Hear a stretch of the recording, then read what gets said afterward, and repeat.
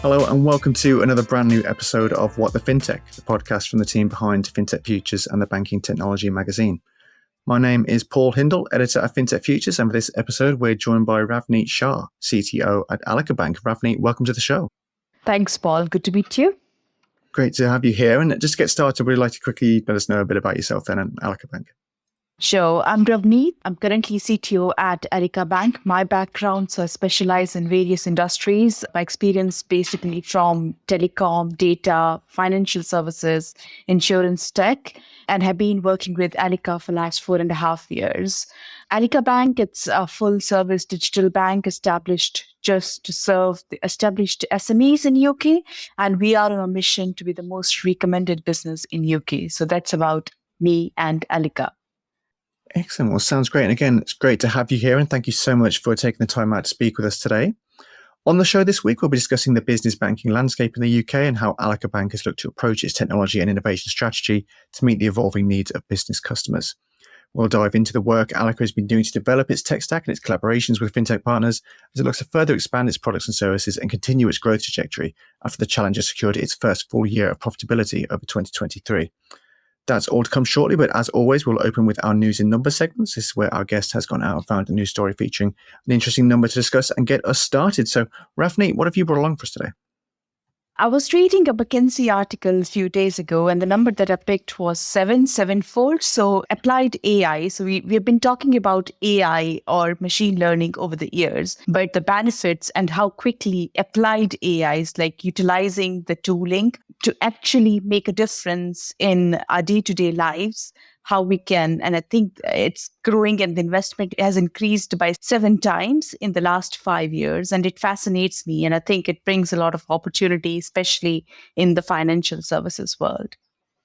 Excellent. Yeah, I mean, I guess expanding on that, then what are some of the big use cases to emerge then you think for AI and financial services, and what are all those opportunities then you mentioned there? I think there's a number of opportunities, specifically if you think about the day-to-day productivity improvements and coming from the technology background. I think it's just like improving the productivity of the engineers and the colleagues within the business. That's one aspect.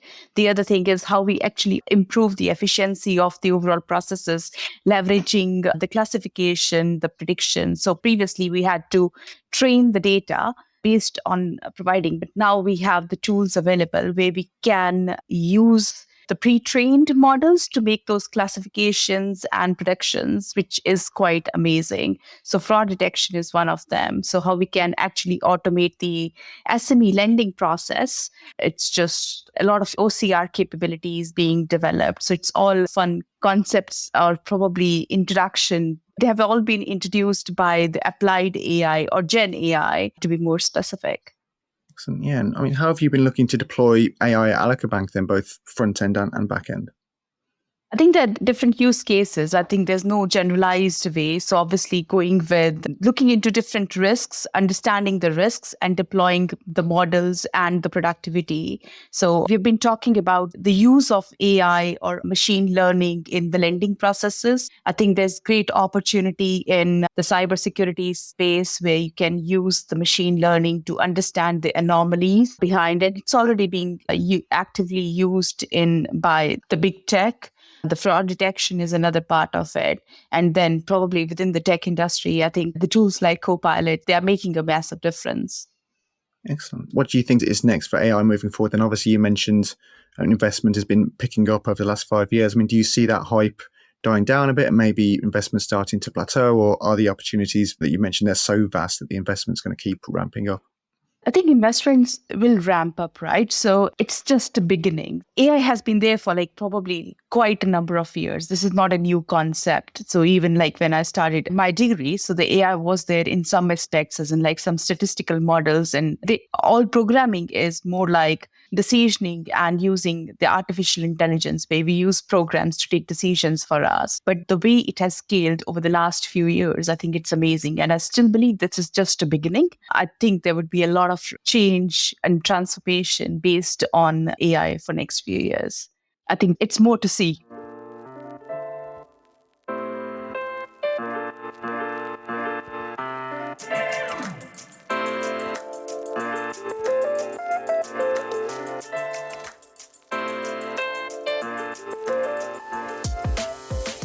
macroeconomic conditions remain quite tough for businesses in the UK.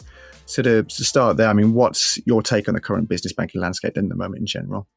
Yeah, I agree. It's quite a mix of challenges and opportunities as well. So economic pressures, they're significant at the time with inflation, interest rates, uncertainty shaping the environment, geopolitical situations as well. At the same time, we have seen a massive digital transformation, the competition from the fintech, which has proposed more opportunities for the customers as well as the organizations, and evolving customer expectations. I think they're all driving the change within the sector. And I believe probably for the banks, the key to navigate the landscape, it's more of adaptability, innovation, and strong focus on the customer needs. And I believe by leveraging technology, enhancing customer services, and maintaining a robust approach to risk management, banks can continue to support the businesses through these challenging times. Excellent. Yeah. And you mentioned the customer experience there. I mean, what would you say are the key things that businesses want from their banks then in the current climate? Obviously, when a customer comes to a bank, they're asking for more reliable, supportive products that can help them to navigate the complex and challenging environments. I think the first thing that's very important is flexible and accessible credit. So businesses need more adaptable lending options with good, quick approval processes to manage the cash flow and investment needs. If I'm being a customer in this environment, obviously I would be looking for more competitive interest rates, both on loans and deposits. There's definitely a strong demand for user-friendly digital platforms. I think that the financial platform, they are there to support the customers rather than more like a hindrance. I think user-friendly digital banking platforms, they're very important, offering real-time payments, automated services, so they don't have to hold or wait for something for too long over the phone or even on the chat. So in a nutshell, I think they are looking for more stability, clear communication, and proactive support. Yeah, and I mean, obviously, Allica is quite a young bank as well, relatively compared to a lot of high street lenders. I mean, what is it that differentiates digital challengers like Allica then from the legacy players? I think the first and the most important thing, it's more like agility and innovation. So if I compare the legacy banks with the digital challengers that we have today, digital challengers and the companies and the banks like Allica, they have ability to quickly innovate and adapt to changing customer needs. And I think that's where the traditional banks suffer. Obviously, they carry a load of legacy platforms, which is not a problem for the new banks. And I think that's a biggest hindrance for them. The approach, the ways of working, how they're stuck with the processes. It's just the new banks are here to challenge the status quo, how they can make a difference, and they think from the customer lens first. I believe that's the big difference. Excellent. Yeah, and I mentioned it at the top of the show. I mean, we had the news a couple of months ago that Allica secured its first full year of profitability over 2023 and reached £2 billion in lending as well. I mean, what would you attribute that success to? Looking to the success, I consider two parts of it. So people and technology. So these are the two key pillars, and along with the data. So these are the pillars for the success of Allica. And considering probably with people, technology and data, so you can move and respond to the customer needs, understand their needs, and provide and build the products what customers need. And that has definitely made a big difference in the success story of Allica. So I think it's probably these three things have contributed a lot. Yeah, I mean, obviously, you mentioned the tech pillar there. I mean, given the rapid rate of technological change we're seeing at the moment, I mean, how have you at Allica Bank approached your tech and innovation strategy then to keep on top of new developments and meet the shifting needs of business customers?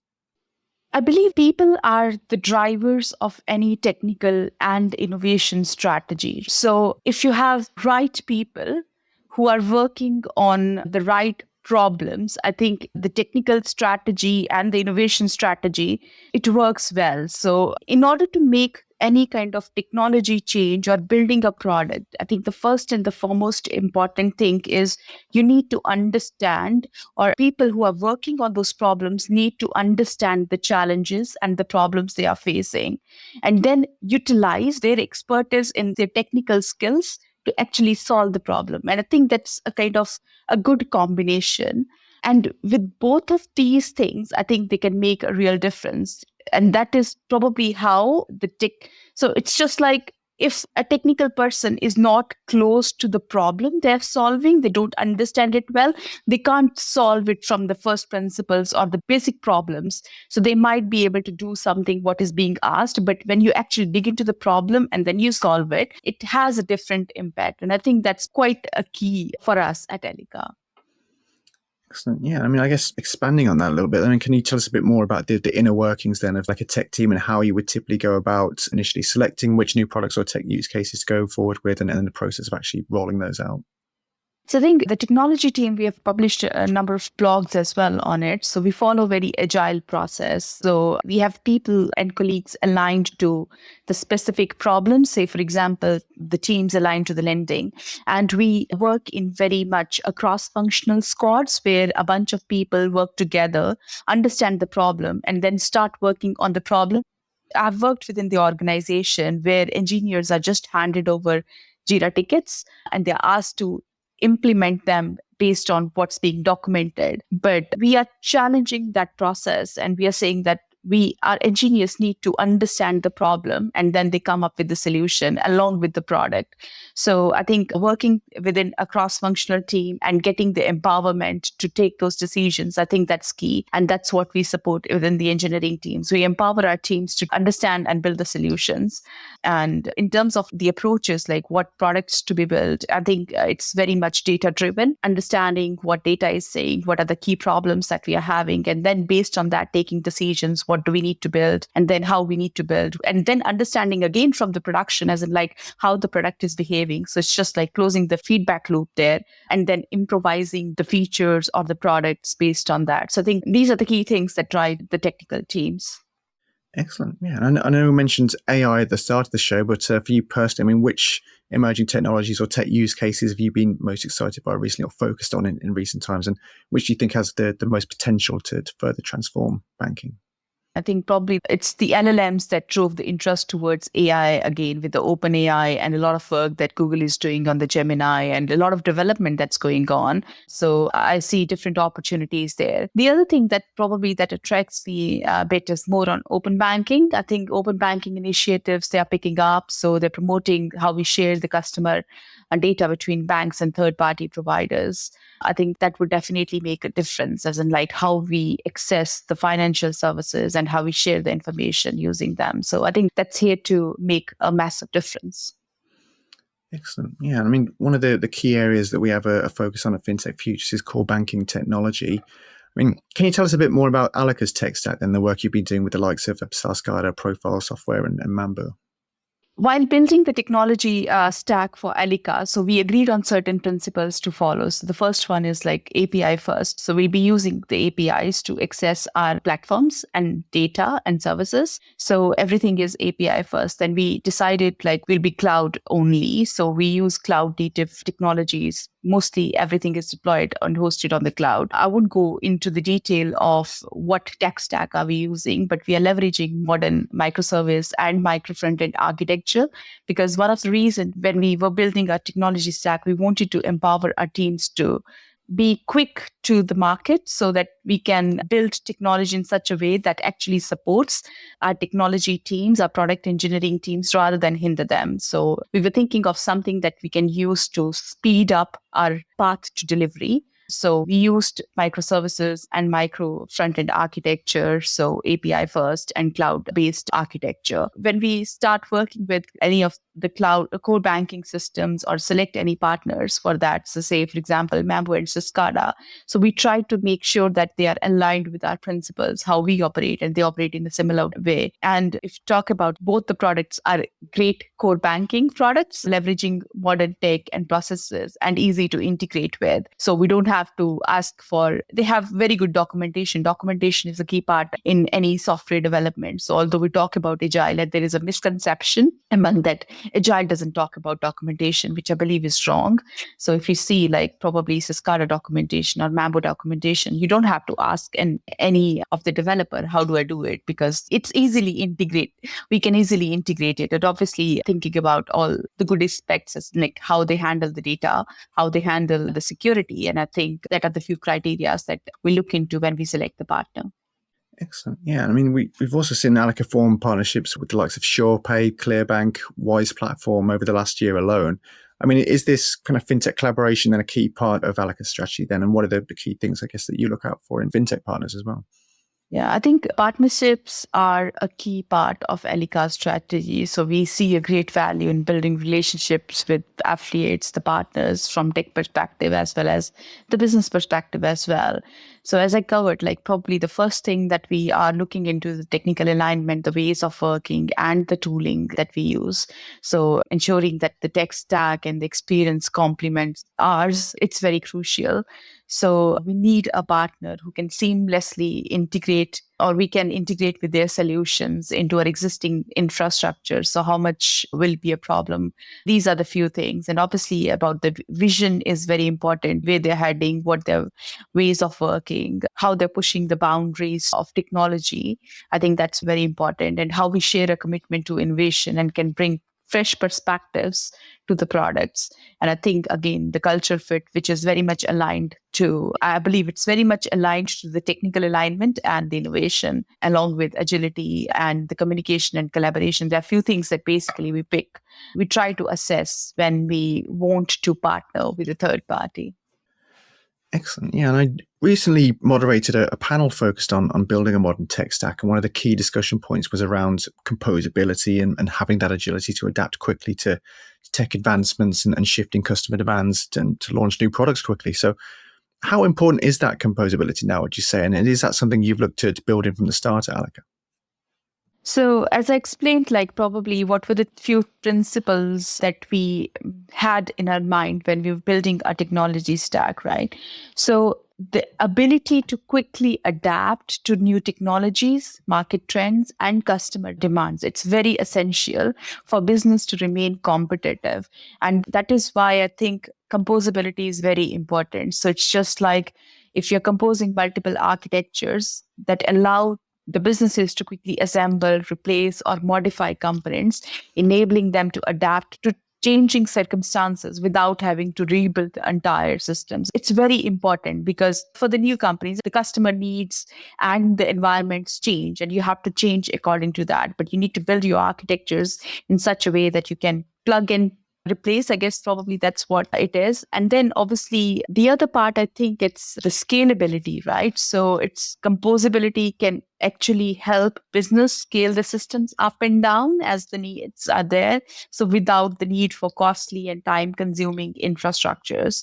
And then another part is the innovation. I think it just encourages the innovation as businesses can easily try out new technologies and approaches without disrupting their core systems. And I think one bit is like the other part is speed to the market. Obviously, composability can help businesses to pace fast and meet the demands because there's so many solutions these days and the customer demands change. But if we can't innovate and quickly deliver the solutions to the customer, so we can't provide our products in hands of customer, I think that's probably when you think that you might fail as well. Because if you have an idea, you need to make sure that you can execute it. And I think these are the few things that composability brings to the architecture and the whole ecosystem. Excellent. Yeah, and I guess just to finish off then, I mean, what's next on Allica's product roadmap then? And are there any additional partnerships you can tell us about now? I'm not sure if you might have heard the latest on the news with the Tuscan acquisition. So I think that's the most recent. So we are entering the bridging space, which is a new product. So we are becoming a full service digital bank dedicated to serve established SMEs. And I think really excited about Allica entering into that space.